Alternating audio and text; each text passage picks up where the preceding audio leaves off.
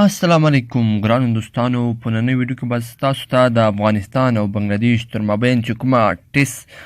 15 ورځنۍ لوبه ترسره کیدونکې ده د دې په باره کې پوره معلومات درکړم چې دغه لوبه په څوم تاریخ په کومه ورځ او په افغانستان کې د افغانستان په ټایم باندې په کوم وخت شروع کیږي، اوپنران لوبغاړي څوک دي او کوم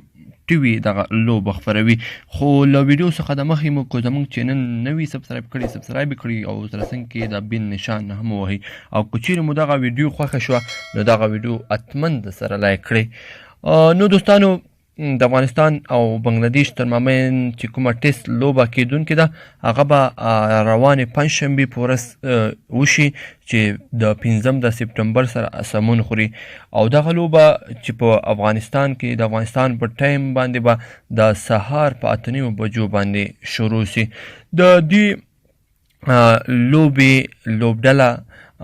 زمونږ په نظر باندې اوپننګ لپاره به احسان الله جنت او ابراهیم زدران راوځي.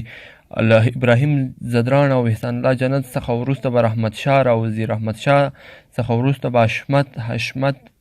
اکرام به راوځي، بیا به اصغر وي، بیا به نبي وي، همداسې راشد شاپور، یمین او ظاهر خان. که موږ وګورو دغه سکواډ چې موږ اعلان کړ، احسان جنت، ابراهیم زدران، رحمت شاه، همدغسې دغه لوبغاړي همدغه لوبډله ده چې امکان دی ولري چې د بنګلادیش په وړاندې باندې لوبه ترسره کړي او دا یو ښه سکواډ دی، ډېر زبردست سکواډ دی او انشاءالله افغانستان به بری راوړي. او دغه لوبه چې ده غازي ټي وي د بنګلادیش د غازي ټي وي د خپرولو